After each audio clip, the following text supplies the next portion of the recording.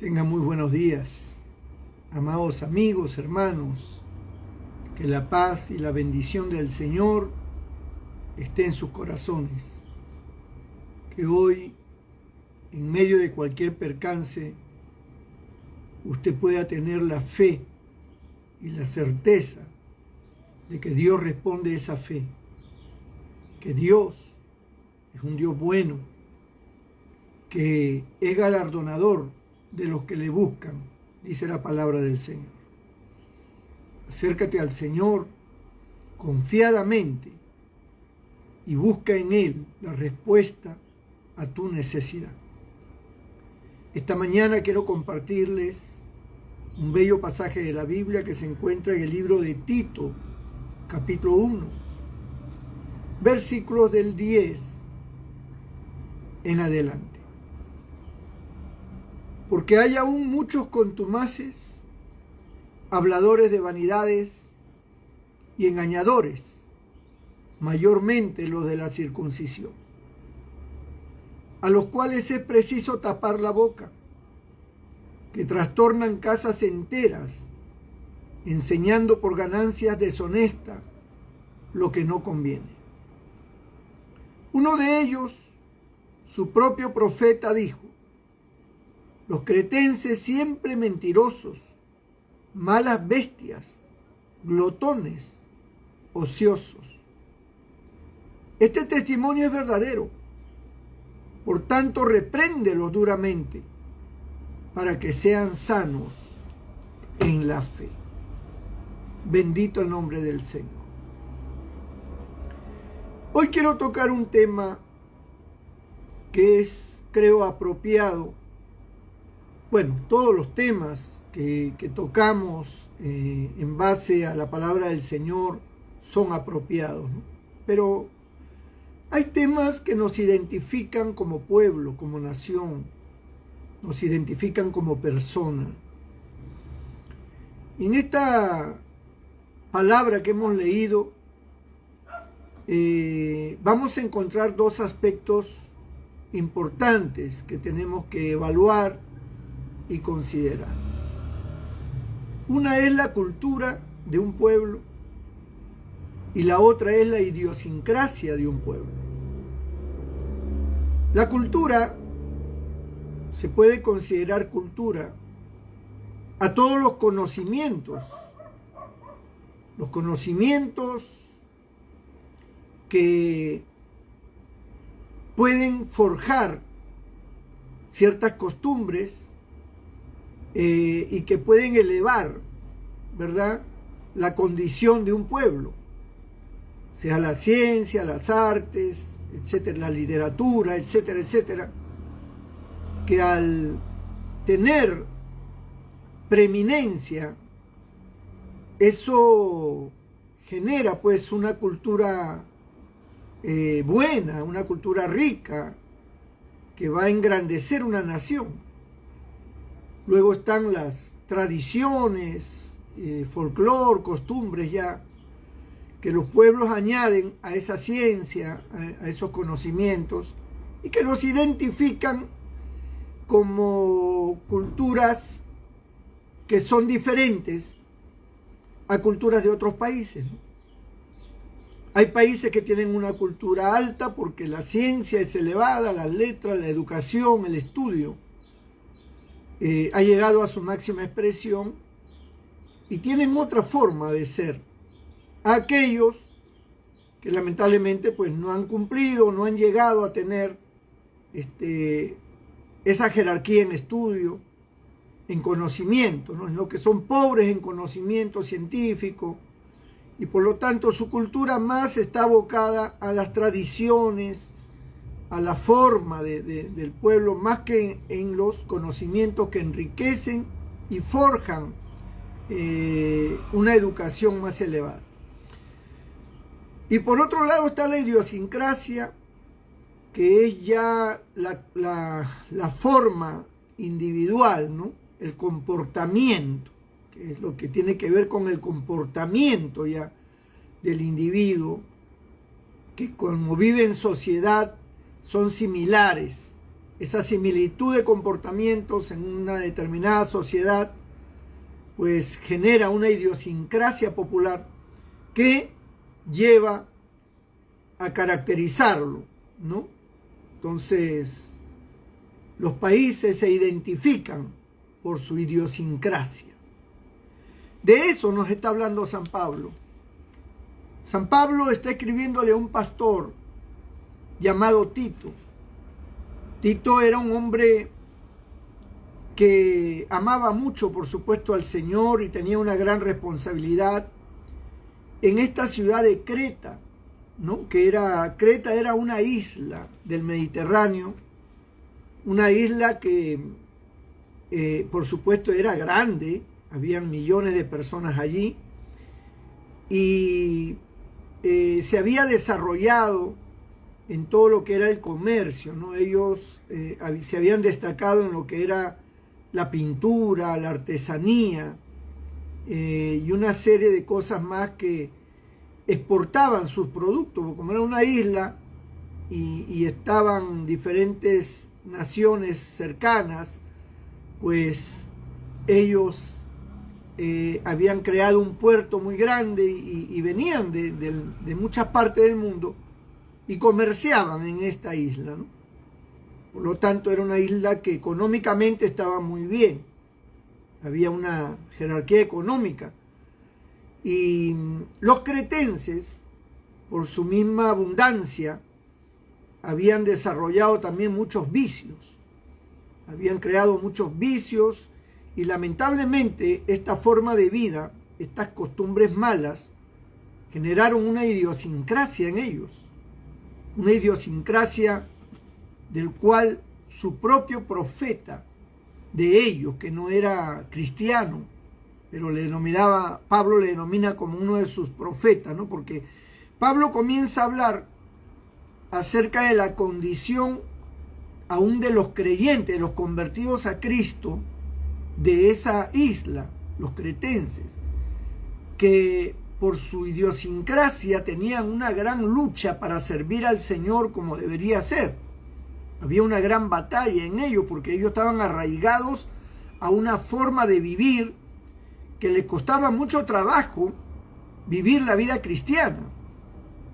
Entonces Pablo habla severamente contra ellos, ¿no? Pablo dice, porque hay aún muchos contumaces, contradictores, rebeldes, habladores de vanidades y engañadores, mayormente los de la circuncisión, dice, ¿no?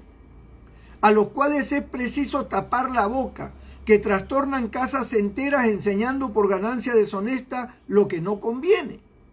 Uno de ellos, su propio profeta, dijo, los cretenses siempre mentirosos, malas bestias, glotones, ociosos. Miren ustedes la idiosincrasia de esta gente, ¿no?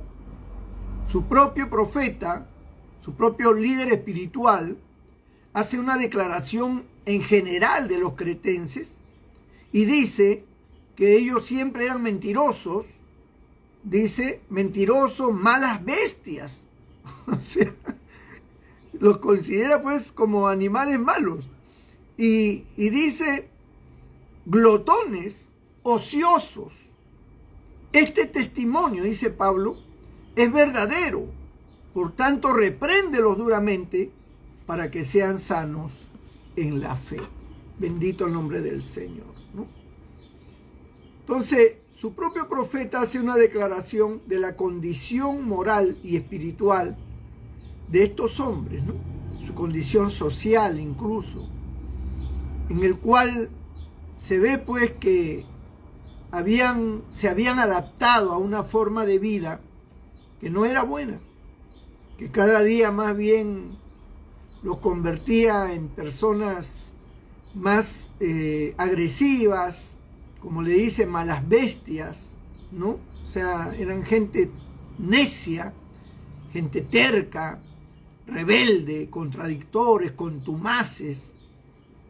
Esta condición, hermano, se iba agravando en la medida que pasaba el tiempo. Y Pablo exhorta a Tito, que era el pastor en esa isla de Creta, y le dice, tú eres el responsable de que esta gente cambie, Tú eres el responsable de que esta gente conozca la verdad, se encaminen y por lo tanto repréndelos duramente, le dice, ¿no? Repréndelos duramente, porque es necesario que tú logres centrar a estas personas.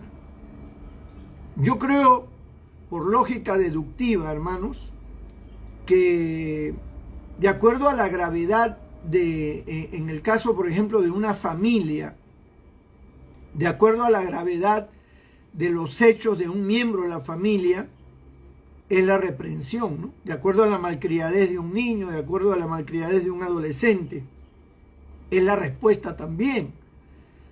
Yo no creo que ante una falta grave de respeto, ante una postura intransigente, llena de malcriadez, de maldad, se tenga que tratar suavemente un problema así. Yo creo que si un miembro de la familia genera una acción negativa, mala, perversa, pues de acuerdo a la intención o a la maldad, tiene que ser la reprensión, ¿no? No es lo mismo un muchacho que está jugando y que puede poner en peligro alguna losa, algún jarrón, algo, y la madre dice, cuidadito que rompas eso. Y otra cosa es cuando un hijo se rebela contra su padre, contra su madre, se le enfrenta. Entonces, son dos cosas totalmente diferentes y reacciones totalmente diferentes. Entonces, Pablo era un hombre de Dios. Pablo era un hombre lleno del amor de Dios. Pero también era un hombre de autoridad. Y era un hombre que cuando veía una situación que estaba en una gravedad que merecía ya una reprensión fuerte, él no escatimaba, él inmediatamente actuaba, ¿no? Porque así es como tiene que ser. Nosotros somos gente de paz. Nosotros somos personas que buscamos la armonía, la comunión, tratamos de vivir de manera amena con las demás personas, que vean que en nosotros no existe una reacción violenta constantemente o que somos personas amargadas, tiranos, dictadores, no, sino somos personas muy asequibles, somos incluso amigueros, somos personas que buscamos la confianza, buscamos la armonía con las personas, ¿no? Y brindamos nuestra personalidad y nuestro carácter acorde con las circunstancias. Pero cuando vemos ya hechos que transgreden la línea correcta, cuando vemos cosas que ya van más allá de repente, de una palabra fuerte, ya hay que tomar medidas, hay que tomar acciones, porque ya hay hechos pecaminosos muy graves, pues entonces las tomamos, ¿no? Actuamos severamente. Y actuamos severamente buscando la reflexión, el arrepentimiento, el que la persona entienda que está equivocado, que está equivocada, y que pueda retractarse y que pueda nuevamente unirse a la comunión que siempre tiene que haber. Pero cuando las personas no obedecen y ya se ponen en una postura que hace daño a la iglesia, hace daño a los hermanos, hace daño a la familia, tenemos que actuar con severidad, ¿no? Es lo que Pablo entiende y genera en Tito, que era el pastor, esa responsabilidad y esa autoridad. Le dice, tú no tengas duda, tú no tengas limitación, porque tú estás al frente de una congregación, eres responsable de la vida espiritual de esa congregación. Si esa congregación hay miembros que están actuando mal, repréndelos duramente, porque los cretenses son personas muy contradictorias, son personas contumaces, malas bestias, glotones, ociosos, como dice su propio profeta. Y ese testimonio es verdadero, dice Pablo. Y por lo tanto, tienes que asumir una postura de autoridad. Y si ellos reflexionan, si ellos entienden, entonces viene la postura ya también de amistad, de armonía, de comunión, de ayuda, de levantamiento, como tiene que ser, ¿no? Como un padre que puede castigar a su hijo, pero ya cuando el hijo reacciona, se arrepiente, el padre lo abraza y el padre lo levanta, y esa es la forma en que Pablo entiende que Tito, como pastor, debía de actuar. Ahora, la cultura es una obligación de las autoridades. Las autoridades tienen que velar por el desarrollo educativo de su nación, ¿no? La enseñanza, la educación, la salud, el trabajo, garantizar el buen orden, garantizar la seguridad. Todas esas cosas un gobierno tiene que preocuparse, y esta preocupación por querer brindarle a su nación la más alta ciencia, para que su nación progrese, para que su nación se desarrolle, para que su nación pueda crecer en todos los aspectos, pues esa obligación es aplaudible, es buena, es correcta, ¿no? Y forja una cultura, una alta cultura dentro de una nación. Pero recuerden ustedes que para nosotros los cristianos, nosotros entendemos que, si bien es cierto, todos los métodos seculares, todos los mecanismos humanos que se puedan emplear y que son buenos, que no se descartan en ninguna manera. Nosotros creemos que el trabajo es bueno, el estudio es bueno, la ciencia es buena, la medicina es buena. O sea, nosotros no estamos en contra de nada de esas cosas. Muy por el contrario, motivamos a que todas las personas estén involucradas en este tipo de responsabilidades. Pero entendemos que existen poderes ocultos. Existen poderes ocultos que muchas veces trabajan en la mente, trabajan en las vidas, en las personas. Poderes del mal que tratan de tergiversar la mentalidad, que tratan de inducirte a cosas malas, ¿no? Y la Biblia habla de estas fuerzas, habla de una fuerza de maldad, de una fuerza diabólica, de huestes, de potestades, de legiones, de gobernadores, ¿no?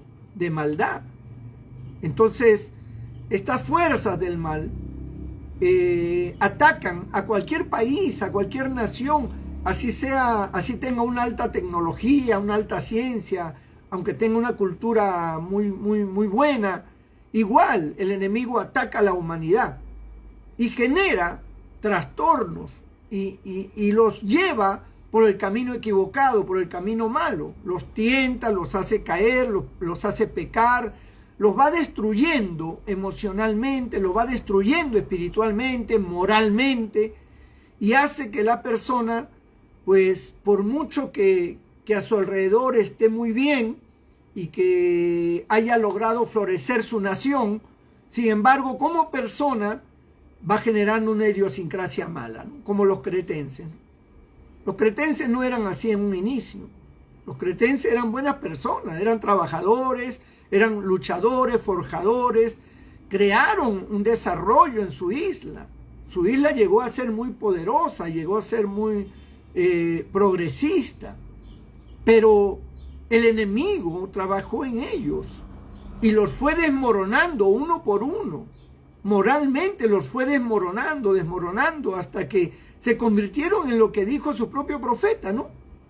En contumaces, en contradictores, en malas bestias, glotones, ociosos, borrachos, viciosos, ¿no? En eso se convirtieron. Gente que tal vez sus padres fueron hombres de trabajo y ahora los hijos estaban en una condición paupérrima, ¿no? Miserable. Y todo esto fue el resultado de un ataque diabólico, de una fuerza maligna que comenzó a trabajar en las mentes, que comenzó a trabajar en sus corazones. Y que por supuesto el desconocimiento del verdadero Dios empeoró las cosas, ¿no? Pero cuando Tito llega allí, y Pablo también llega allí, porque Pablo es el fundador allí de esa iglesia y deja a Tito como pastor. Cuando San Pablo llega, Pablo lucha contra esos poderes espirituales de maldad. Él batalla contra esas fuerzas del mal. Y a través de la predicación del evangelio, a través de las oraciones, de los ayunos, de esa fuerza unida de los creyentes con su pastor, ellos comenzaron a hacer un trabajo prácticamente de rehabilitación moral en esa nación, en esa isla, ¿no? Y mucha gente se convirtió, mucha gente comenzó a creer en Cristo y sus vidas comenzaron a cambiar y nuevamente se centraron, ¿no?, en el camino correcto. Y los que eran ociosos pues comenzaron a trabajar, los que eran glotones se volvieron ya más sobrios, más prudentes, los que eran mentirosos igualmente comenzaron a hablar la verdad, los que eran viciosos dejaron el vicio, los que eran rebeldes, contradictores, contumaces, se volvieron sanos y se volvieron respetuosos, humildes, sencillos, prudentes y sujetos. Entonces, la operación de la palabra de Dios, del Espíritu Santo, en la vida de estos hombres, comenzó a cambiar la vida, la forma de ellos, ¿no? Sin embargo, el ataque se hizo muy poderoso, muy fuerte contra la iglesia, contra el evangelio, contra Pablo, contra el pastor Tito. Y los cretenses, utilizando a hombres que pertenecían al judaísmo, de la circuncisión, comenzaron pues a tratar de contrarrestar la obra que Dios estaba haciendo a través de su iglesia, a través de Tito, a través de Pablo. Por eso Pablo dice: Tito, tú no te quedes tranquilo, tú no te quedes como que tú no tienes autoridad, actúa con autoridad, habla con autoridad y repréndelo duramente. Pero cuando dice repréndelo duramente, Pablo no está usando una reprensión de cólera, una reprensión de reacción en contra, sino está diciendo: actúa con los argumentos que Dios nos da, los argumentos de la palabra de Dios, los argumentos que pone el Espíritu Santo, ¿no? O sea, reprender es reprender haciendo ver cuál es la ineficacia, cuál es el desorden. Hazles ver en qué están mal, hazles conocer, hazles ver que la conducta que ellos están llevando no es correcta, no es buena, no es agradable.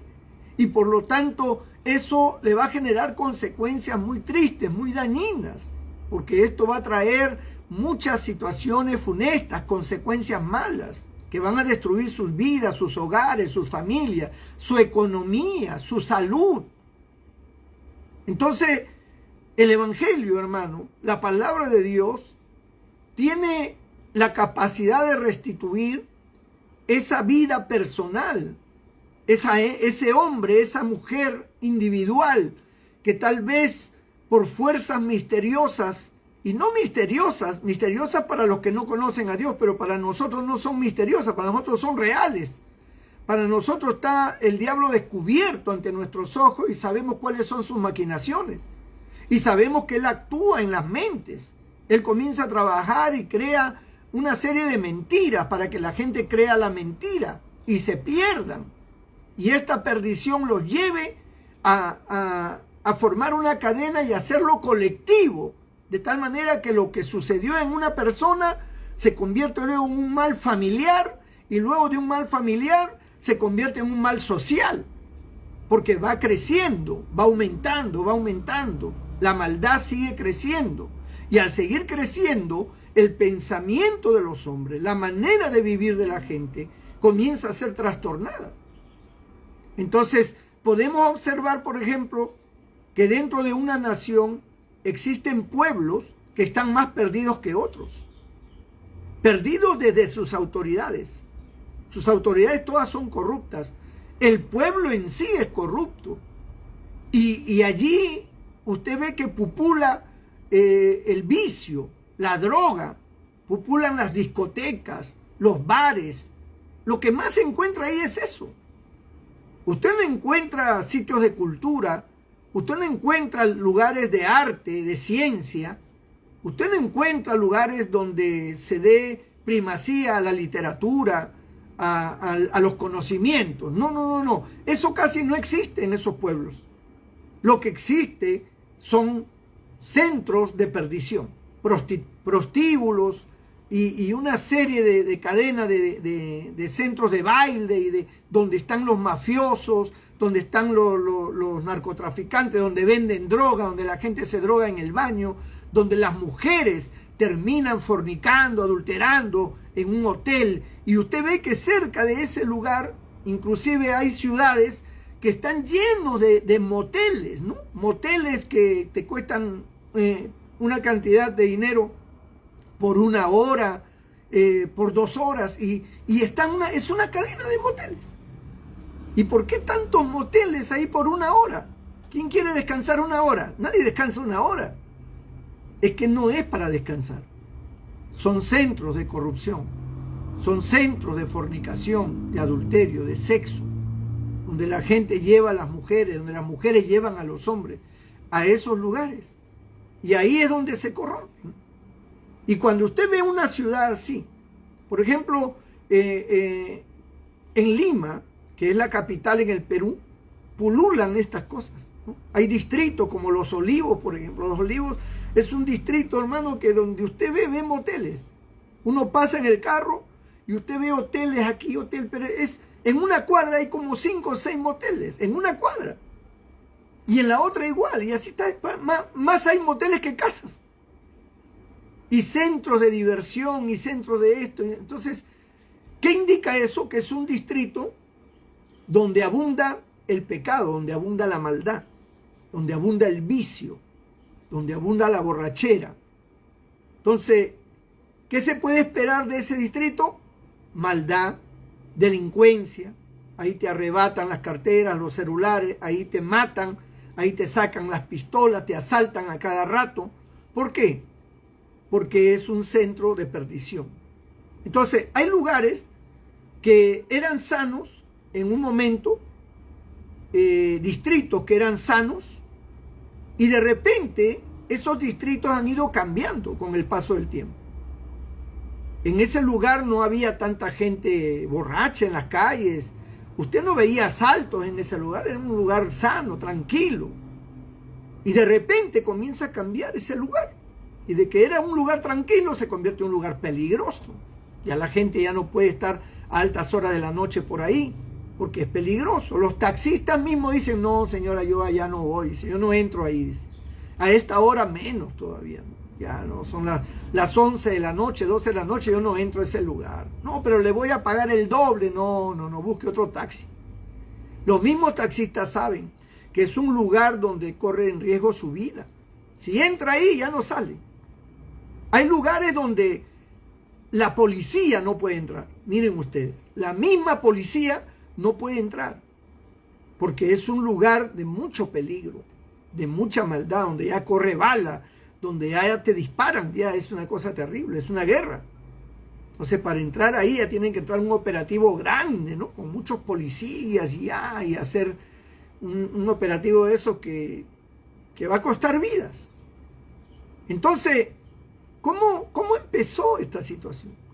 Empezó así. Empezó con la contumacia, con la rebeldía. Empezó con los contradictores. Empezó con la gente ociosa, con los glotones, los borrachos, los viciosos, ¿no? Los mentirosos. Comenzó a darse lugar a estas cosas, ¿no? Cuando en la casa tú permites que tu hijo traiga un objeto o algo que no es de él y tú no le haces ningún reparo de quién es eso o por qué tienes eso, quién te ha dado ese celular de dónde lo sacaste, y te dice, no, que un amigo me lo ha dado, que me lo ha regalado, ya está bien, y tú no le haces mayor investigación, tú estás dando pie a que ese hijo se acostumbre a traer cosas y a traer que son de dudosa obtención, ¿no? O sea, lo ha obtenido de manera irregular o sospechosa. Y el padre, la madre sabe que está sucediendo eso, pero no le dice nada. No lo exhorta, simplemente lo pasa por alto. Lo pasa por alto. Y otro día va trayendo otra cosa y otro día. Y cuando se da cuenta, su hijo está metido en cosas que no son buenas. Pero cuando los padres En la primera nomás le dice, ¿dónde trajiste ese celular? No, que un amigo. ¿Qué amigo ha sido? A ver, llámame a tu amigo, vamos a su casa. No te permito que me traigas nada de ningún lugar. Lo que no es tuyo que quede. ¿Por qué te va a dar un celular tu amigo? Y comienza el padre a ponerle orden. Entonces el hijo ya sabe ya. Y se refrena. Y ya sabe que no puede actuar de esa manera tan libre. Porque tiene una autoridad que lo controla. Es como una hija que sale de la casa. Y bueno, la primera vez salió, se demoró. Vino tarde ya, le dijeron, oye, ¿dónde? No, que tuve esto, tuve lo otro, ya está bien, bueno, se pasa por alto. La segunda vez pasa lo mismo ya, pero la tercera vez ya se le hace el plantón, se le hace el alto. Y se le dice, ¿y tú? ¿Qué te pasa? La otra vez llegaste tarde, la otra vez también llegaste, ahora de nuevo llegaste tarde. Ya está sospechosa la situación. Entonces se le exhorta, ya se le tiene cuidado, ya se le comienza a vigilar, ya se le comienza a poner horarios, ya se le comienza a poner orden. Entonces los hijos tienen que someterse a la autoridad que son sus padres. Y así funciona, hermano, así funciona y así es como tiene que funcionar. Esto estoy hablándolo en el sentido netamente terrenal y humano, sin meter la Biblia. Hablando de lo que es la autoridad de los padres y de las medidas que los padres toman para que sus hijos no se desbanden.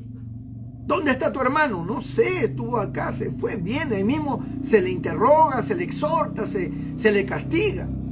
Si ha hecho algo inconveniente, ¿para qué? Para frenarlo, para bendición de él mismo, ¿no? Ahora, nosotros, como padres espirituales, como hombres de Dios que predicamos el Evangelio, nosotros aplicamos en la predicación de la palabra la autoridad de Dios. Enseñamos al pueblo cómo vivir, enseñamos al pueblo el temor de Dios, porque esos poderes del mal del cual estoy hablando, que tientan, que arrastran a hombres y mujeres hacia el camino equivocado, tú no lo puedes contrarrestar con tu cultura, con tu ciencia, con tu tecnología. Tú no lo puedes contrarrestar con tu filosofía, con tus conceptos y con tu fuerza humana. Para tú contrarrestar los poderes del mal, tú necesitas el poder de Dios. Tú necesitas la investidura del Espíritu Santo. Tú necesitas la palabra de Dios, que es la espada del Espíritu. Tú necesitas ser reforzado espiritualmente por el poder del bien, que es el poder de Dios. Entonces, la función espiritual que damos los pastores, que enseñan los líderes espirituales, que predicamos la palabra de Dios, es fundamental. Es fundamental para dar fortaleza espiritual en las personas. Cada mensaje que damos a través de estas líneas de internet, de este Facebook, que llega hasta sus hogares y que usted escucha, aumentan su fe, fortalecen su vida espiritual, moral, le acercan a Dios. Y esto genera como consecuencia que usted es una persona ahora con menos riesgo de caer en cosas malas. A la medida que usted escucha la palabra de Dios, en la medida que usted recibe el mensaje y que usted abre su mente para entender lo que Dios quiere, usted es una persona de menor riesgo cada día para las cosas del mal. Usted está propenso más bien a hacer lo correcto, actuar educadamente, respetuosamente, honradamente, a ser una persona de trabajo, a ser una persona amorosa, a ser una persona comprensiva. Su carácter, su temperamento es regulado por la palabra de Dios, por el poder de Dios en usted. Y si usted busca a Dios, si usted ora, si usted hace contacto con Dios, entonces usted está menos propenso a caer en el pecado. Usted es una persona que sabrá lidiar contra las cosas malas y se convertirá en un consejero, se convertirá en una persona de ayuda para los demás. Pero las personas que no aplican la vida espiritual de Dios en su vida son personas que no pueden contrarrestar las fuerzas del mal, las fuerzas del pecado. No pueden. Cuando nosotros leemos el capítulo 7 del libro de Romanos, usted va a encontrar ahí que Pablo dice, porque el bien que quiero hacer, no lo hago. Y el mal que no quiero hacer, eso hago. Entonces apruebo que el mal está en mí, dice Pablo, ¿no? Miserable de mí, ¿quién me librará de este cuerpo de muerte? O sea, Pablo está diciendo que él quiere hacer el bien en su mente, en su deseo, en su voluntad está querer hacer el bien, hacer lo bueno, pero descubre que hay una fuerza, hay una ley en sus miembros, algo más fuerte que él, que lo domina y que lo arrastra al mal. ¿No le ha pasado a usted eso? Usted no se considera una persona mala, usted no se considera una persona perdida, usted entiende que usted es una persona que tiene buenos deseos, buenas intenciones, que usted quiere hacer el bien, que usted no quiere crearle mal a nadie, usted no quiere formar escándalo, usted no quiere hacer daño a nadie. Sin embargo, usted siempre está cayendo en cosas que son irregulares, cosas malas, de perdición. Y usted dice, pero ¿qué me pasa, no? Porque yo quiero hacer el bien. Yo a veces tengo toda la disposición de agradar a Dios, quiero hacer las cosas correctas, y al final resulta que cuando hago un resumen de mi vida, al final del día, veo que más he hecho el mal que el bien. Y cosas que yo sé que ofenden a Dios, que no las debo hacer, las salgo haciendo. Entonces, ¿qué significa eso? Significa que hay una fuerza que te domina. Significa que hay algo más fuerte que tú, que te induce, que te arrastra, que te obliga a hacer lo que tú no quieres hacer. Eso muestra que hay una carencia de Dios en tu vida. Tú necesitas liberación, necesitas que Dios sobre en tu vida. Por eso nosotros oramos por ustedes. Al final de las prédicas oramos para que Dios intervenga, para que Dios rompa cadenas, para que Dios desbarate las obras del diablo, para que Dios te liberte, para que Dios cambie tu vida.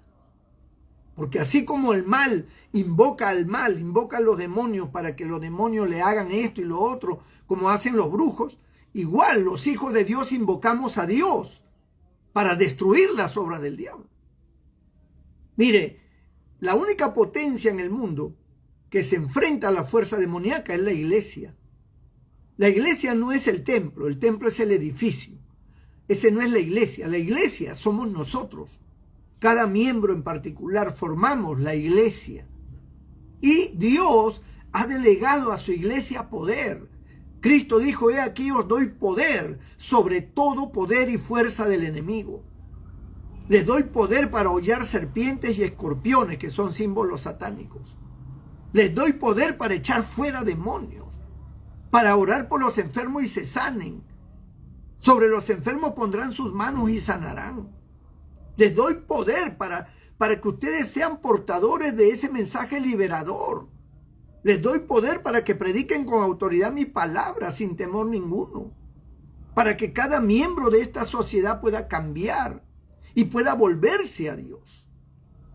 Qué hermoso que en un país donde se fomenta la cultura, donde se fomenta las artes, la ciencia, la tecnología, y en todas las áreas hay producción, desarrollo, qué hermoso que también se le brinde esa bendición espiritual, que se permita que la palabra de Dios llegue a los niños en los colegios, que se hable de la teología pero correcta en las universidades, no una teología barata, ¿no?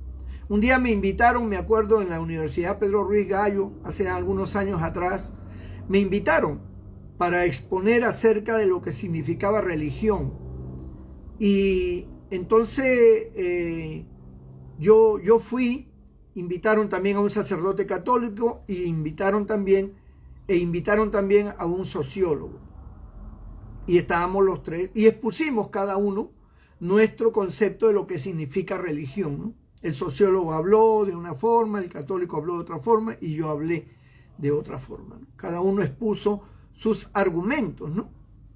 Pero que al final nos dimos con la sorpresa de que ellos ya tenían un resumen sin considerar nuestros argumentos. Que al final dijeron que bueno, que la religión era el producto de una necesidad social a causa de la pobreza y que no sé cuánto, y lo expusieron de esa manera, ¿no?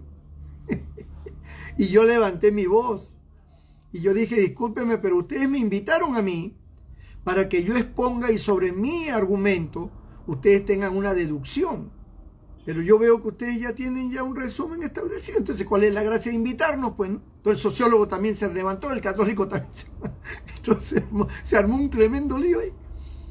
Y yo le dije, no es correcto. Porque miren ustedes, los argumentos de cada hombre que está instruido en una especialidad, en algo, tiene que ser analizada, tiene que ser considerada. No se trata solamente de rechazar, ¿no? Yo creo que dentro de la sociología hay cosas buenas, también entiendo que hay cosas malas. De la misma psicología hay cosas buenas, como también encuentro muchas limitaciones. Y así, en cada aspecto de la vida hay cosas buenas, hay cosas limitadas y hay cosas malas. Pero en el Evangelio, hermano, los argumentos que presentamos nosotros del Evangelio es algo que a seguridad brinda cambio, brinda desarrollo, brinda transformación. La palabra de Dios cambia a la gente. Ahora, dentro de lo que es el Evangelio, existen personas que han formado sus sectas, sus religiones, y que también utilizan la Biblia, pero lamentablemente se han ido a extremos, se han ido al fanatismo o se han ido al liberalismo y han trastornado lo que es la pureza y el verdadero significado del Evangelio, de la palabra de Dios.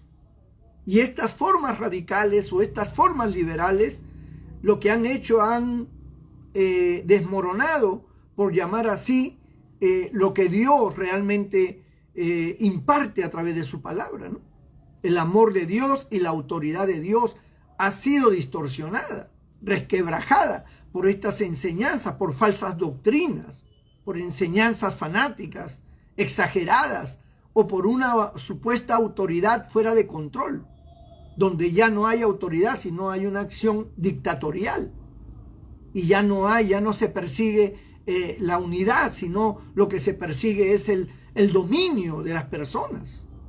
Una iglesia donde un pastor busca dominar las personas y las domina, es decir, que él ejerce una autoridad sin argumentos, sin razonamiento, ya eso es peligroso, ¿no? Eso es peligrosísimo, ¿no? El pastor tiene que ser una persona que tiene que dar confianza a la feligresía y hacerle ver a la feligresía de que nadie es su dueño. El único dueño de cada persona es Dios. Que los pastores no somos dueños de la iglesia, que nosotros no somos personas que nos tienen que pedir permiso para salir o para hacer esto o lo otro. No. Nosotros simplemente somos orientadores espirituales, padres espirituales, en los cuales orientamos, aconsejamos, buscamos lo mejor, la armonía, ¿no?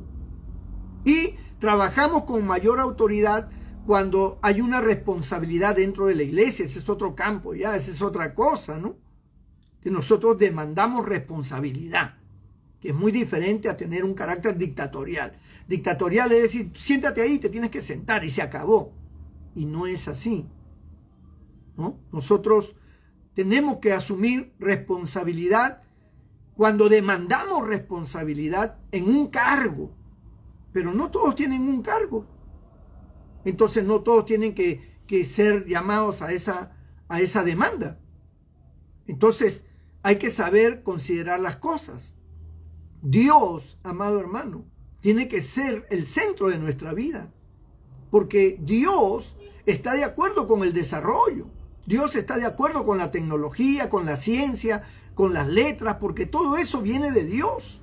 Dios le dijo al hombre: creced, multiplicaos, llenad la tierra, sojuzgadla, desarróllate, crece, produce.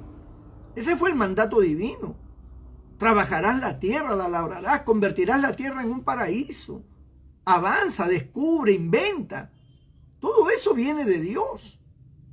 Pero también Dios dice que Él tiene que ser el que ocupe el primer lugar en tu corazón, que Él tiene que estar dentro de tu vida, porque Él va a ser el motor, la fuerza moral, la fuerza espiritual en ti. Él va a ser el que va a garantizar el blindaje contra las fuerzas del mal. Él no va a permitirle al diablo que te domine.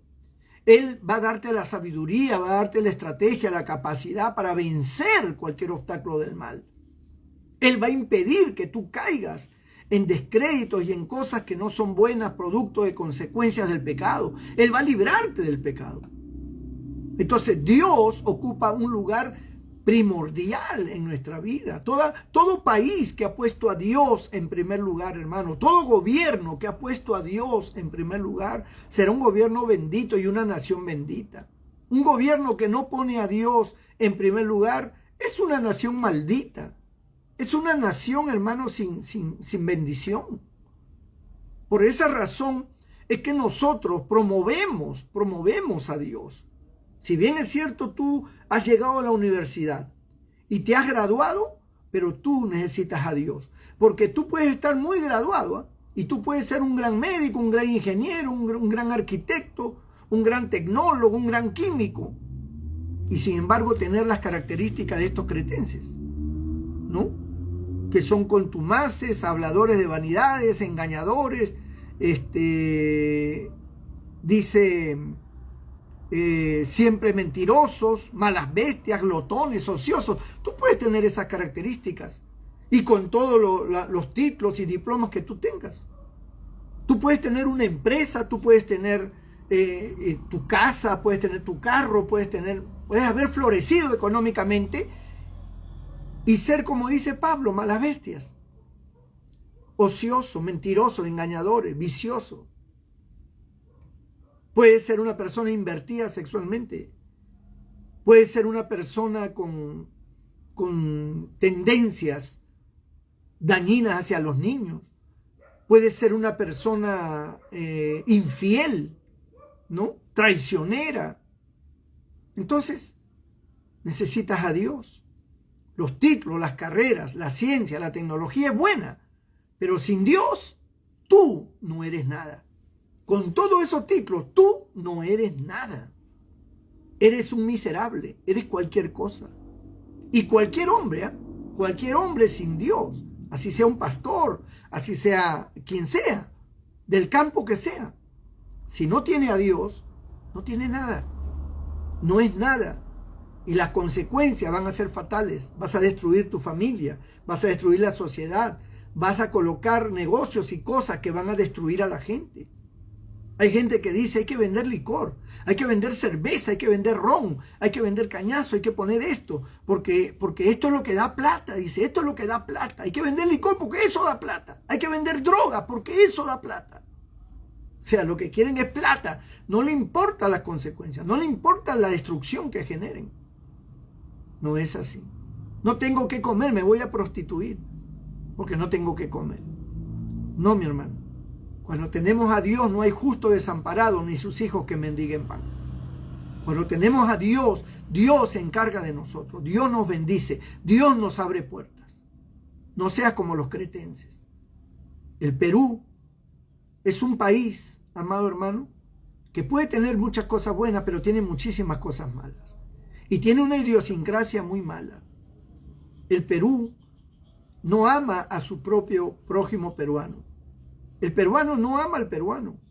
Eso está visto y comprobado. No lo ama. Ama al extranjero. Por el extranjero da su vida, pero por su propio hermano peruano no. Más bien le tiene envidia. Si lo ve progresar, se molesta. Si ve que su hermano, su vecino progresa, el peruano se pone mal. Lo critica. Sí, pues, ¿de dónde habrá sacado esa plata? Está metido en esto, está metido en lo otro. Lo comienza a difamar, comienza a criticar. Trata de detenerlo. No se alegra con el éxito de su prójimo peruano. Hay envidia, mucha envidia en el Perú. Y lastimosamente eso hace que nuestra nación sea una nación venida menos, porque no hay desarrollo. Y la corrupción que existe es muy alta en todas las esferas sociales. La corrupción es muy alta. Y por esa razón también culturalmente nosotros no somos considerados un país de desarrollo, un país de tecnología, un país de ciencia, un país de artes, ¿no? No. Somos los mejores en preparar tragos. Y sí, en primer lugar, en hacer combinaciones de tragos, de licores, que inventamos licores y cosas.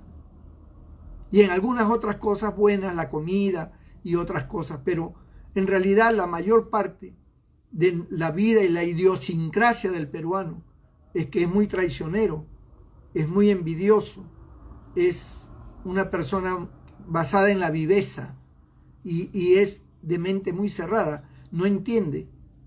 Usted le explica las cosas y no le hace caso, no le entiende, no lo comprenden. Entonces, estadísticamente, hermano, el peruano tiene esta condición en su gran mayoría. No todos son así, pero la gran mayoría. Si hacemos un balance, el 80%, 70, 80% de peruanos son así, envidiosos, traicioneros. No aman a su prójimo peruano, no lo aman. Aman al extranjero. El extranjero viene, abusa de ellos, los explota, le hace lo que quiere y con ellos están contentos, con ellos están felices. Pero si otro peruano le trata de actuar así, se le van encima. Así son. Si hacen el bien, te critican y buscan dañarte como sea. Las redes sociales, la televisión, la radio, los periodistas, se te vienen encima. Si tú haces algo bueno, buscan la manera de hundirte, buscan la manera de tirarte abajo. Y no se dan cuenta del bien que están haciendo. Así es. Entonces es muy difícil que por propia voluntad, por propia condición humana del peruano, salga adelante. Más bien irá siempre de más a menos. Este país irá de más a menos, de más a menos. Y no será por culpa de Dios, ni nada, ni de los gobernantes siquiera. Será porque el peruano en su corazón es así. Es así. Entonces, aquí solo un milagro, solo el poder del evangelio, el poder de Dios puede cambiar el corazón, puede transformar la vida y la mentalidad para que el peruano aprenda a amar, a ser amigo, a ser fiel, a ser compañero, a ser una persona sincera, sin hipocresía. Solo el evangelio lo puede hacer, hermano. Y entonces recién, al cambiar tú, irás cambiando a tu familia. Mira, tú te conviertes a Cristo y ¿quién te hace la guerra? Tu propia familia. En las iglesias, cuando un hermano avanza, ¿quién le hace la guerra? Los propios hermanos de la iglesia. O sea, es así. Es difícil. Por eso hay países donde Dios tiene sus escogidos, son poquitos, su iglesia es poquita. Hay una gran congregación en el Perú, pero la iglesia de Cristo son unos cuantos nada más. Y por eso cuánto va a venir Cristo. Y el resto se perderá. Por eso es que hay pastores que favorecen pues al ateísmo, creyentes que favorecen a los ateos, a los comunistas. Es increíble, hermano. Es increíble. Yo la verdad, no me cabe a mí en la cabeza, ¿no? Pero bueno, así son. ¿Qué se puede hacer? Seguimos predicando el evangelio. Seguimos llegando con la palabra de Dios. Seguimos orando para que Dios desbarate las obras del diablo. Oramos por nuestro país para que Dios lo bendiga. Pero ya, hermano, depende de la reacción de la gente. Depende de lo que la gente realmente quiere, pues. Es como cuando dice la Biblia, la luz vino al mundo, pero los hombres amaron más las tinieblas que la luz, porque sus obras eran malas. ¿Qué se puede hacer? ¿Qué se puede hacer? Seguimos nosotros adelante. Pero sea en las buenas o en las malas, en la cual nosotros estemos presentes, seguiremos sirviendo a Dios. Los que somos de Cristo seguiremos a Cristo y seguiremos hasta la muerte. Así nos apresen, nos maten, hagan lo que hagan, seguiremos adelante, seguiremos al frente, hasta llegar a nuestra patria celestial, donde nos espera un galardón. Y aquellos que fueron rebeldes, aquellos que se fueron y se desviaron de la palabra de Dios y prefirieron al mal antes que al bien, le darán cuenta a Dios. Ellos y sus hijos, su familia, le darán cuenta a Dios. Será una cadena, porque la maldición cuando viene sobre alguien, se forja una cadena de maldición sobre toda su descendencia, hermano. Así como cuando la palabra de Dios te bendice a ti y bendice tu generación. Pero cuando tú te rebelas contra Dios, la maldición también se produce una cadena. Viene sobre tu vida, sobre tus hermanos, tu familia, tus hijos, tus nietos, tus bisnietos y hasta la tercera y cuarta generación de los que aborrecen a Dios. Y las consecuencias serán fatales. Serán fatales. Pero nosotros seguiremos a Cristo. Buscaremos a Dios. Siempre buscaremos a Dios. No importa, pase lo que pase. Así nos critiquen. Así digan lo que digan. Seguiremos adelante, sirviendo al Señor. Porque el Señor es nuestra fuerza, como tiene que ser tu fuerza. Déjame orar por ti. Reflexiona, vuélvete a los caminos del Señor. Entrégale tu vida a Cristo. Déjame orar por ti un momento. Padre, en el nombre de Jesús, mira todas estas personas, todas estas vidas que están en sintonía. Te pido por ellos, Señor. Aquellos que reflexionan ante esta palabra, aquellos que entienden esta palabra, te pido, Señor, que los libertes, que rompa las cadenas de la obra demoníaca, diabólica que hay en ellos. Santifica sus vidas, libértalos, Señor, del poder del mal. Haz de ellos nuevas criaturas. Purifica sus corazones, Señor. Límpialos de toda maldad. Y los que están enfermos, sánalos, libértalos de esta epidemia en que están, familiares de hermanos bajo esta epidemia. Señor, tanta gente que están en esta condición mala, Señor, tócalos, Padre, libértalos de esta enfermedad. Muera ese virus, desaparezca ese virus del mundo, Señor. Y aquellos que tienen otras enfermedades, sánalos en el nombre de Cristo. Amén y amén. Dios te bendiga. Y Dios te guarde, mi amado hermano y amigo. Nos vemos en la próxima oportunidad. Dios te bendiga.